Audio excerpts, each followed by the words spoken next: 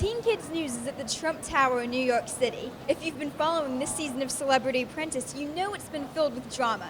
Last night's episode was certainly no exception. Join us as we speak with Mr. Trump and the 4 contestants that were fired. Mr. Trump is getting down to business. No surprise. Hi, Kenya. Hi, I saw you early on. Back, right? yeah, past announcement. Yeah. Mm-hmm. You girls are growing up. Really? Wow. I love this. Keisha said the same thing. Do we look older? Yeah, you do. I love this dress. It's good color on you. Thank you. It's like orange, like blood orange, right? Yes. Yeah. So, in reference to your hit song, I have to ask what Gone with the Wind Fabulous means.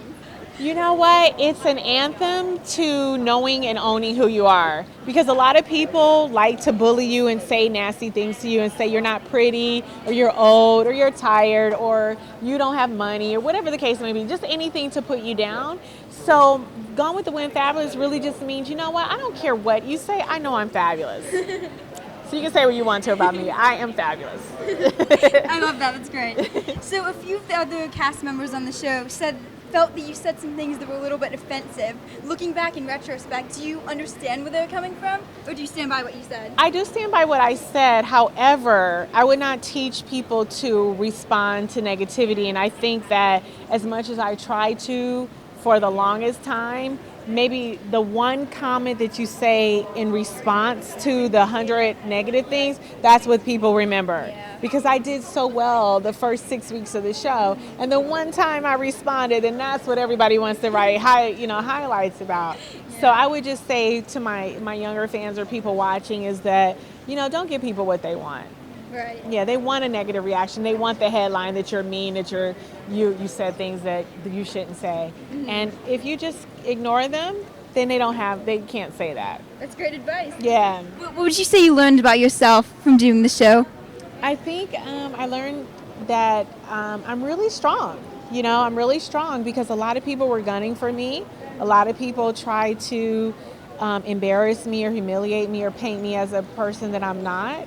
And instead of getting caught up in a lot of that, I just kept focused on what I came there to do, which was winning money for my charity, the Detroit Public Schools Foundation. Can you tell us one more time about your charity and how people can help? People can help by going to DetroitPublicSchoolsFoundation.org, so DetroitPSFoundation.org, and they can donate.